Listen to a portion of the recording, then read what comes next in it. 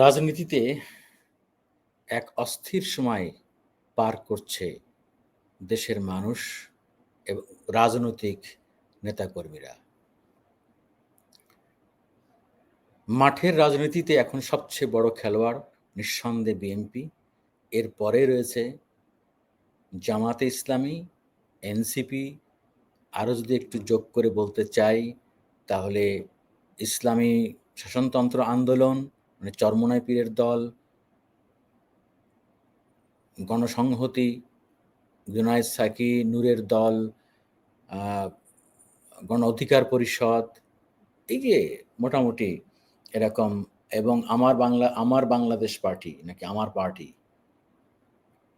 AB party, আমার Bangladesh party, সেটি মাঠে ময়দানে ওইরকম সাংগঠনিক কাঠামো না থাকলেও আমার বাংলাদেশ পার্টির যারা শীর্ষ নেতা আছেন তারা বেশ টকশো জমিয়ে রাখেন, ব্যারিস্টার ফুয়াদ। কিন্তু কোথায় যেন একটা অবিশ্বাস, সন্দেহ, কেউ কাউকে বিশ্বাস করছে না।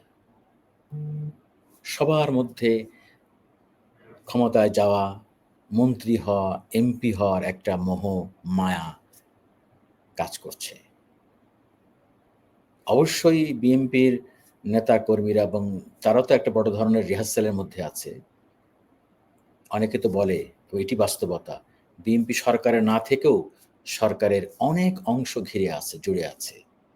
জামাতও কিন্তু এরকম কাছাকাছি বিএনপির সাথে পাল্লা দিয়ে সরকারের বিভিন্ন সেক্টরে তাদের এক ধরনের প্রভাব প্রতিপত্তি আছে। আর এনসিপি তো আছেই। এনসিপি অঘোষিত একটি সরকারি দল, একেবারেই নবগঠিত, যাকে অনেকেই বলে চিলড্রেন পার্টি। আমি সেভাবে খাটো করতে চাই না। আমি বলতে চাই বিপ্লবোত্তর তরুণদের একটি সম্ভাবনাময় দল। কতখানি সম্ভাবনাময় সেটি আলোচনার দাবি রাখে। এখন দেখেন, এই যে আমি বলি, আমার মতো অনেকেই বলছে, আপনিও বলছেন যে ১ জুলাই যারা ছিল পরম বন্ধু, সহযোদ্ধা, আর ১ জুলাই এসে তারা হয়ে গেল প্রতিপক্ষ। যখন শুনি বা দেখি যে এনসিপির মঞ্চ ভাঙচুর করছে বিএনপি, ছাত্রদল, যুবদলের লোকজন, বা যখন দেখি এক দল আরেক দলকে, এনসিপির নেতাকর্মীরা বা বিএনপি নেতাকর্মীরা একে অপরকে তীর্যক ভাষায় আঘাত করছে টকশোতে, সভা সমাবেশে, তখন সত্যি বেদনায় নীল হয়ে যায়। আমরা তো এমন বাংলাদেশ দেখতে চাইনি। এবং অনেকেই দেখি সংস্কার শুনে নাক সিটকায়। আমি কিন্তু বহুবার বলেছি, এত সংস্কার আমাদের দরকার নেই, বাট সংস্কার দরকার। ওরা যে ২৪শে গণঅভ্যুত্থানে ওরা কি চেয়েছিল? ওরা চেয়েছিল এক দফা এক দাবি, শেখ হাসিনা কবে যাবে? শেখ হাসিনার পতন। আর শেখ হাসিনার পতন মানেই আপনাকে বুঝতে হবে, শেখ হাসিনা যেইসব অনিয়ম, যেইভাবে ক্ষমতা অপব্যবহার করেছে, যেভাবে বিভিন্ন সাংবিধানিক প্রতিষ্ঠান ধ্বংস করে দিয়েছে, যেই কারণে শেখ হাসিনা এরকম দানবে পরিণত হয়েছিল, যেই কারণে শেখ হাসিনা এইভাবে দুঃশাসন করার ক্ষমতা পেয়েছিল, ভোটের অধিকার কেড়ে নিতে পেরেছিল, সেই সব পথ তো বন্ধ করতে হবে নাকি? এটি কিন্তু ইন এ সেন্স বিএনপির জন্য ভালো। এখন বিএনপি যদি না বোঝে, না শোনে, সে দায়-দায়িত্ব বিএনপির। কিন্তু বাংলাদেশের মানুষ যেই সব কারণে আওয়ামী লীগকে রেড কার্ড দেখিয়েছে, লাল কার্ড দেখিয়েছে, বিএনপিকেও কিন্তু মনে রাখতে হবে যে আপনারা ক্ষমতায় এসে যদি ওই সব কর্মকাণ্ডে লিপ্ত হন, জনগণ কিন্তু আপনাদেরকে লাল কার্ড দেখিয়ে দিবে। আওয়ামী লীগকে হয়তো সরাতে ১৫ বছর লেগেছে, আপনাদের কিন্তু সরাতে এত সময় লাগবে না। কারণ কিভাবে সরাতে হয়, কিভাবে কি করিতে হয়, তার পথঘাট কিন্তু সব জনগণ চিনিয়া ফেলিয়াছে। অতএব সাধু সাবধান। আর ওই যে কথা বললেই দোষ, আপনারা কিন্তু ক্ষমতা এখনো যান নাই। ক্ষমতার কাছাকাছি পৌঁছে গেছেন। তার জন্য দরকার একটি নির্বাচন। সবাই জানে, নির্বাচন হলে আপনারাই সরকার গঠন করবেন। সিট যাই হোক। ২/৩ পাবেন, এটি সবাই প্রত্যাশা করে। কিন্তু মাঠের রাজনীতিতে জনগণের সামনে ভোটের আগে আপনাদের সম্পর্কে যেসব বার্তা যাচ্ছে সেগুলো সুখকর নয়। এই যে আপনারা আপনার দলের নেতা কর্মীদের নিয়ন্ত্রণ করতে পারছেন না একটি মাত্র কারণে। এটা নিয়ে আপনাদের গবেষণা নাই। আমি মাঝে মাঝে ভাবি এই বিষয়টা নিয়ে একটা আলাদা সেপারেট ভিডিও আমি বানাবো, যে বাংলাদেশ শুধু বিএনপি এই সমস্যা বিএনপিরও না, এই বর্জুয়া শ্রেণীর সকল দলের কিন্তু এই একই প্রবলেম। নেতা কর্মীরা কেন খারাপ হয়? নেতা কর্মীরা কেন চাঁদাবাজি করে, মাস্তানি করে, দখল বাণিজ্য করে? এইটাকে ডাইভার্ট করার জন্য তাদেরকে কাজ দিতে হবে আপনাকে। যেমন জামাতে ইসলামী, ছাত্র শিবির, তারা তার ধর্মীয় চিন্তা চেতনার মধ্য দিয়ে আছে। তাদের নেতা কর্মীরা কাজ করে পরকালে আল্লাহ খুশি হবে, আল্লাহ সন্তুষ্টির জন্য। সেখানে তাদের ফিলোসফি এক ধরনের। কিন্তু আপনাদের সভা সমাবেশে তো অনেক লোককে টাকা দিয়ে আনতে হয়। আপনাদের সভা সমাবেশ করতে গেলে তো বিরিয়ানির প্যাকেট খাওয়াইতে হয়, গাড়ি ভাড়া করে আনতে হয়। আপনাদের পার্টি চালাতে গেলে অনেকভাবে চাঁদাবাজি, চাঁদা সংগ্রহ করতে হয়। সেই জন্য এটা নিয়ে আমি পরে একটা আলাদা ভিডিও বানাবো। এখানে জাস্ট এক লাইন বলে রাখি, নেতা কর্মীদেরকে কাজ দিতে হবে, দক্ষ বানাইতে হবে। আর এখন যে অবস্থায় আছে, যদি এই সব লোভ লালসাগুলো উঠে যায় রাতারাতি, তাহলে তারা দল করবে না। ওরা দলই করে তো ওই জন্য, যে দল ক্ষমতায় আসবে, আসলে আমরা এইভাবে আমরা রাতারাতি ধনী হয়ে যাব। কেউ ঠিকাদারি কাজ পাবে, কেউ একটা এলাকা দখল করবে ইত্যাদি। এইসব পদঘাট তো জানা আছে। আর আওয়ামী লীগ তো দেখাই দিয়ে গিয়েছে। আমাদেরকে এই সব অপরাজনীতি থেকে বেরিয়ে আসতে হবে। আমি মনে করি রাজনীতির সমস্ত অন্ধগলি, এইসব অন্ধগলি থেকে মুক্তি পাওয়ার জন্য মানুষ জীবন দিয়েছে। শুধু এই শেখ হাসিনার পতনই মুখ্য ছিল না। শেখ হাসিনার পতনের সঙ্গে এই বিষয়গুলো জড়িত। সেজন্য আমি বলি, প্রথমত এখন সংস্কার দরকার। ভোট কিভাবে অবাধ, সুষ্ঠু, নিরপেক্ষ হবে, যেটি আমি আমার আগের বেশ কয়েকটি ভিডিওতে বলেছি।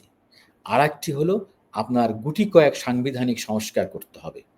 এটা খুব জরুরি। প্রশাসন কিভাবে চলবে, বিচার বিভাগ কিভাবে চলবে, এটাই তো আমাদের ক্ষতি করে ফেলে।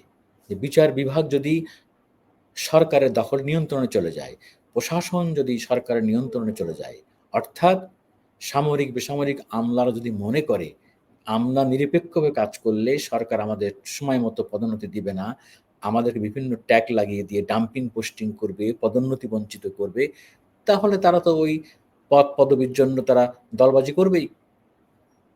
এই পথ চিরতরে বন্ধ করতে হবে। বিচারপতি হওয়ার জন্য কিন্তু অনেকে দলবাজি করে, তাই না? যে আমি জেলা জজ থেকে আমি বিচারপতি হয়ে যাব, আমি যদি এই দলের পক্ষে কাজ করি। আইনজীবীর একই অবস্থা। আমি এই দলের মার্কা মারা আইনজীবী হলে আমাকে একসময় কোটায় আমি বিচারপতি হয়ে যাব। হয়েছে তো অনেকেই। এই সব অন্ধগলি থেকে আমাদের বেরিয়ে আসতে হবে। যাই হোক, যে কথাটি বলছিলাম আমার ভিডিওতে আজকে, যে কেউ কাউকে না বিশ্বাস করতে পারছে না। দেখেন, জামাত একটা বিশাল সমাবেশ করলো। কি বার্তা দিল আমাদেরকে? জামাতের ভোট তো ফিক্সড। জামাতের যেই কয়েকজন সমর্থক, কর্মী, রোকন, সদস্য ইত্যাদি, মানে জামাত ঘরানার যারা আছে, তারা ফিক্সড ওই দাঁড়িপাল্লায় ভোট দিবে। তাদের প্রার্থী পাস করুক আর না করুক। এবং আমি মনে করি যারা কালকে আসছে এই যে সোহরাওয়ার্দী উদ্যানের সমাবেশে, এর 95%ই জামাতের ফিক্সড ভোটার। সারা বাংলাদেশ থেকে ভোটার, এরা ভোটার। তো জামাতের ভোট এই সমাবেশের মধ্য দিয়ে বাড়বে কিনা, বা সাধারণ মানুষ তাদের দাঁড়িপাল্লায় ভোট দেবে কিনা, সেটি সেই সাধারণ মানুষই বলতে পারে। তারা কতখানি প্রভাব বিস্তার করতে পেরেছে সেটা তারাই জানে। কিন্তু দেখেন, একসময় রাজপথের সহযোদ্ধা বন্ধু ছিল ৪ দলীয় জোট, ২০ দলীয় জোট। জামাতকে নিয়ে তো মিটিং করছে বিএনপি, আওয়ামী লীগের বিরুদ্ধে আন্দোলন করছে। আজকে রাজপথে এই ১ বছরের মাথায় এসে জামাত বিএনপি প্রতিপক্ষ, এনসিপি বিএনপি প্রতিপক্ষ, ইভেন চরমোনাই বিএনপি প্রতিপক্ষ হয়ে যাচ্ছে। আমার কথা হলো, ক্ষমতার রাজনীতি এক জিনিস, আর জাতীয় স্বার্থে, দেশের স্বার্থে আপনাদের কতগুলো বিষয়ে ঐক্যবদ্ধ থাকতে হবে, সেই গোলগুলো আপনারা ফিক্স আপ করতে পারতেছেন না। যে কারণে জনগণও কিন্তু আপনাদের এই কর্মকাণ্ড দেখে বিভ্রান্ত হচ্ছে, কনফিউজ। হ্যাঁ, আমরা দেখলাম জামাতের আমির অসুস্থ হয়েছে, সেখানে বিএনপি চেয়ার বা বিএনপির মহাসচিব মির্জা ফখরুল ইসলাম আলমগীর উনি হাসপাতালে ছুটে গেলেন। খুব ভালো, আমরা এটা পজিটিভ দিক। বাংলাদেশে এই রাজনীতি আমরা দেখতে চাই। আর আরও অনেকে গিয়েছেন। কিন্তু মাঠে আমরা কি দেখছি? এই যে একে অপরের বিরুদ্ধে আঙুল তুলে তুলে নোংরা ভাষায় কথা বলছে। গণঅভ্যুত্থানের অগ্রনায়ক, বৈষম্যবিরোধী ছাত্র আন্দোলন এবং তাদের দল এনসিপি, জাতীয় নাগরিক পার্টি, তাদের নেতারা কক্সবাজারে একটা বক্তব্য দিয়ে দিলেন সালাউদ্দিন আহমেদের বিরুদ্ধে। তারপরে তো বিএনপি নেতাকর্মীরা খেপে গেল, তাদের মঞ্চ ভেঙে দিল। সহনশীলতা নাই, কেউ কারোর বিরুদ্ধে সমালোচনা বক্তব্য সহ্য করতে পারতেছে না, যে যার ক্ষমতা দেখাই দিতেছে। এতে করে হয় কি, সাধারণ মানুষ হতাশ, যে কি চেয়েছিলাম আমরা, কি পাচ্ছি আমরা, এই ছেলেগুলো, এই মানুষগুলো জীবন দিয়ে গেল কাদের জন্য? এই রাজনীতি দেখার জন্য। তাই আসলে আফসোস, আমাদের খুব কষ্ট লাগে। এই জন্য মাঝে মাঝে আসলে আর ভিডিও বানাতে মন চায় না। মানুষগুলো পরিবর্তন হচ্ছে না। যে কারণে আমি সেনাপ্রধান ওয়াকারুজ্জামানের একটা কথা খুব আমার ভালো লেগেছে। এই সম্প্রতি গত পরশুদিন উনি একটা অনুষ্ঠানে একটা বক্তব্য দিয়েছেন। তার মধ্যে একটা লাইন কিন্তু উনি খুব ভালো বলেছেন। ভালো, ভালো বলতেই হবে। বলেছেন উনি, "সবার আগে আমাদের দরকার ভালো মানুষ হওয়া। ভালো মানুষ না হলে তার দ্বারা কিছুই ভালো হবে না। রাজনীতি ভালো হবে না, গণমাধ্যম ভালো হবে না, ব্যবসা ভালো হবে না, কিছুই ভালো হবে না।" ভাই, তো আমরা ভালো মানুষ কবে হব? আর কবে আমরা ভালো মানুষ হব? এ প্রত্যাশায় আজকের মতো এখানেই বিদায় নিচ্ছি। আল্লাহ হাফেজ।